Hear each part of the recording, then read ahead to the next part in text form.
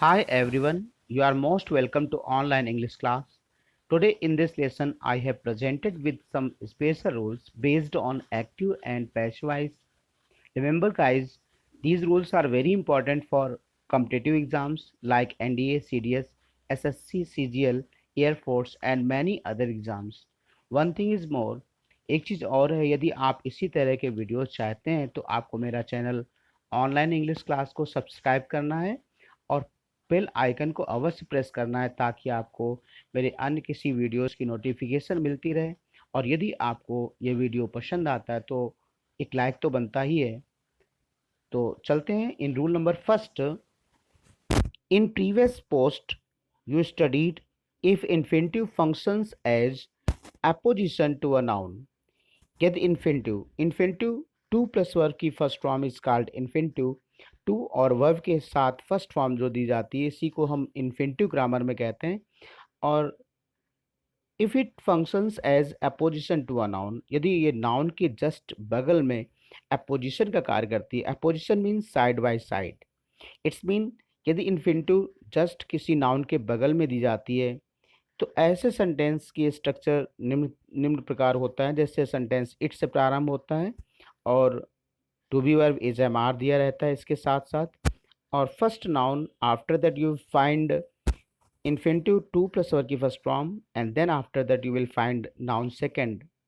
Such type of sentence if you find, then its passive voice must be in this way.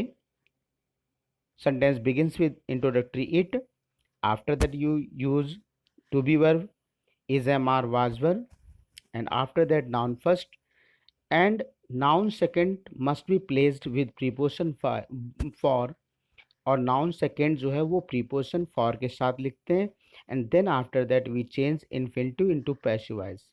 Infinitive को passive voice to plus be और verb की third form से बनाते हैं। Now we see examples. It is time to close the shop. We see here sentence begins with it and time it is noun and to close it is infinitive and infinitive is placed just after noun। infinitive को noun के बगल में लिखा गया। Time ये noun है और इसके पश्चात सेकेंड सब नाउन जो दिया गया वो शॉप है। तो टाइम किसके लिए हुआ? शॉप के लिए। वी कैन से दैट जो फर्स्ट नाउन दी जाती है उससे रिलेटेड ही नाउन सेकेंड दी जाती है। दुकान को बंद करने का समय है। जब इसको हम पैसिव वॉइस में बदलते हैं तो सबसे पहले सेंटेंस इट से प्रारंभ करते हैं। टू बी वर्ब वैसी ही रहेगी जो आपकी सेंटेंस में दी गई, it is time, and then after that second noun must be placed with preposition for. Second noun को हम प्रीपोजिशन फॉर के साथ लिखते हैं। तो it is time for the shop to be closed.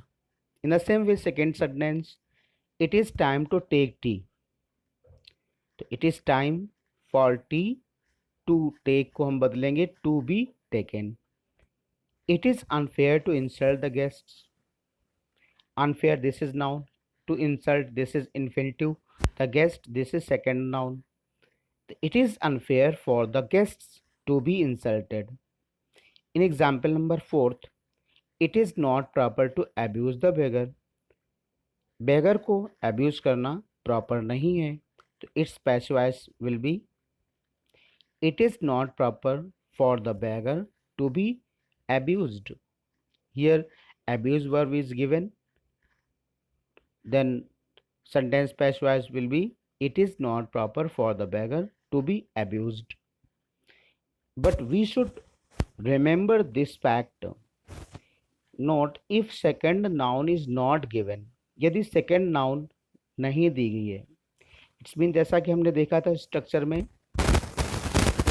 Second noun दी जाती है, इन्फिनेटिव के साथ में सेकेंड नाउन दी जाती है। इसको हम प्रीपोजिशन फॉर के साथ लिखते हैं पैसिव वॉइस में।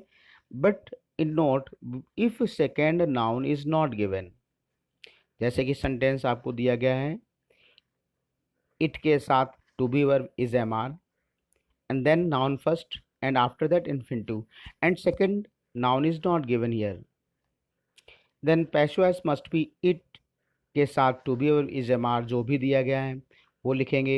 इसके पश्चात noun first और यहीं पर हम infinitive को passive voice में बदल देंगे to be और वर्ब की थर्ड फॉर्म के साथ।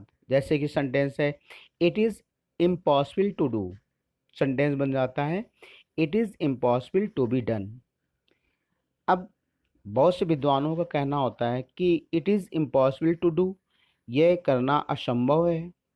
तो यहाँ पर जो इट दिया गया है we should remember that it, ये प्रोनाउन किसी कार्य को इंडिकेट कर रहा है। इट्स मीन ये पर जो प्रोनाउन इट इंट्रोडक्टरी इट है, ये किसी नाउन की तरफ इशारा कर रहा है कि यह कार्य करने में असंभव है। तो सेंटेंस इसलिए बन जाता है it is impossible to be done, ये इसे किया जाना असंभव है। उसी तरह से it is possible to solve, ये हल करना संभव है। सेंटेंस पैसिव वॉइस बन जाता है it is possible to be solved.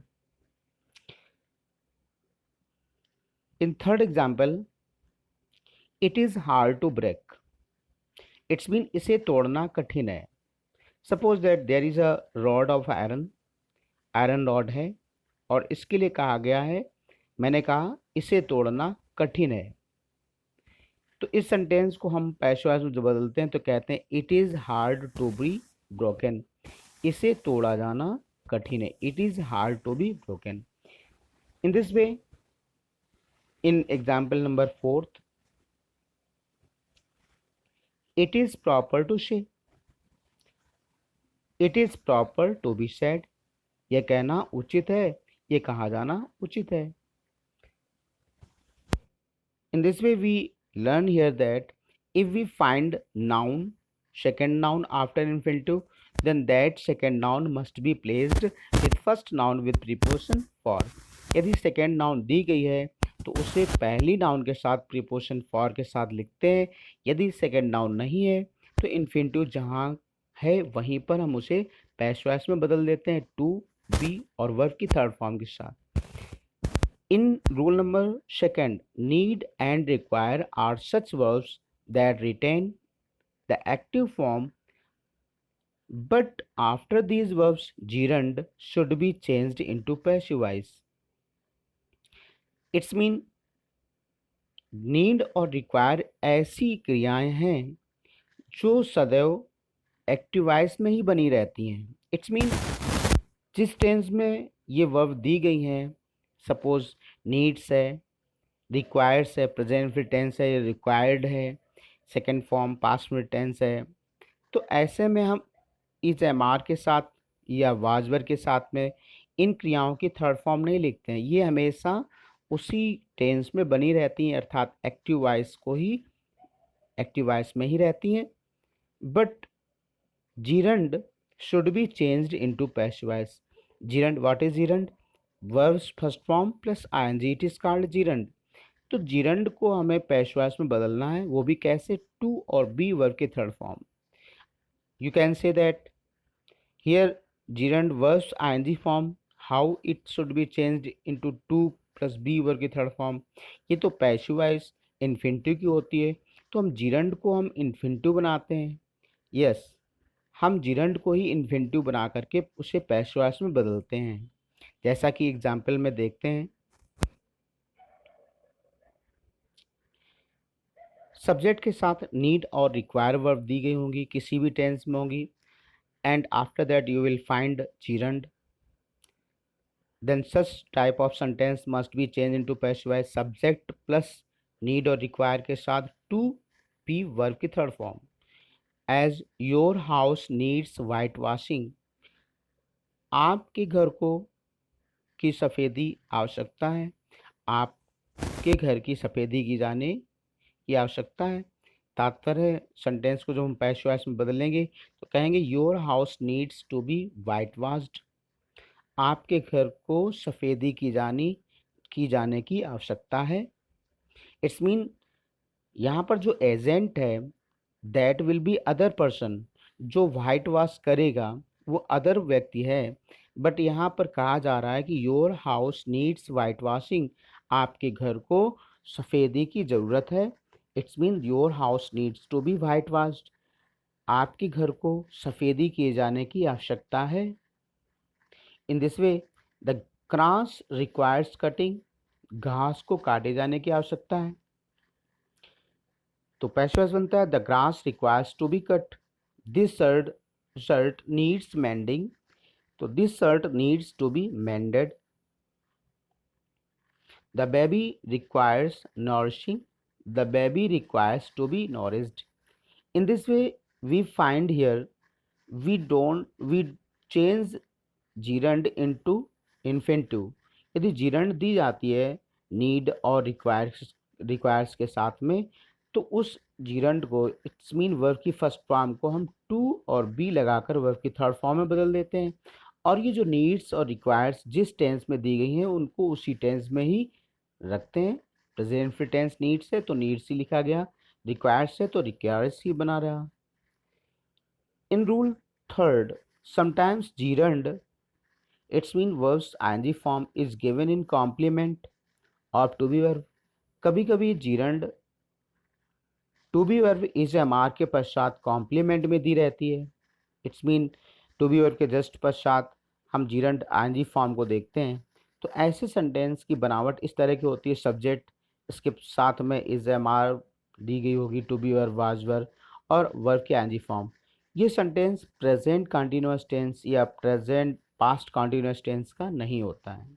पुनः ये सेंटेंस प्रेजेंट कंटिन्यूअस टेंस या पास्ट कंटिन्यूअस टेंस का नहीं होता है, but this sentence belongs to gerund just after to be verb. It's mean gerund functions as complement. gerund जो है वो कॉम्प्लीमेंट का कार्य करता है, ये gerund होता है ना कि ing फॉर्म। वर्ब की ing form present continuous tense की हेल्पिंग वर्ब के अनुसार ये वर्ब नहीं होती है, ये gerund होती है। तो ऐसे सेंटेंस का passive voice to subject plus to be verb is am are जो भी है वो यूज करते हैं यहाँ पर, and then after that we change being and verbs third form. You see in example, you are looking smart. आपसे कोई कहता है कि you are looking smart, इसका तात्पर्य है आप स्मार्ट दिख रहे हैं। इस तरह से you are being looked smart, आपको स्मार्ट देखा जाता है। उसी तरह से the book is printing, book अर्थात पुस्तक छप रही है, तो the book is being printed, book को छापा जा रहा है। Wheat is selling 20 rupees per K G, wheat is being sold 20 rupees per K ji. It's mean गेहूं को 20 रुपये प्रति किलो बेचा जा रहा है। Wheat is selling 20 rupees. अब इस सेंटेंस में हम देख रहे हैं कि वीट इज सेलिंग, यहाँ पर ऐसा लग रहा है इन सेंटेंस में कि जैसे कि ये डूअर हो, एजेंट हो, कार्य करने वाले हो। पुस्तक छाप रही है, ये प्रेजेंट कंटिन्यूअस टेंस का तो नहीं है, जो कि हम कह देंगे पुस्तक छाप रही है। पुस्तक छप रही है, इट्स मीन छापने वाला कोई व्यक्ति अदर है, बट इसी को जब हम पैसिव वॉइस में बदलते हैं तो the book is being printed कर देते हैं। Now novel, the novel is publishing, उसी तरह से बन जाता है the novel is being published. Thank you very much for watching my video. I will again meet in another video.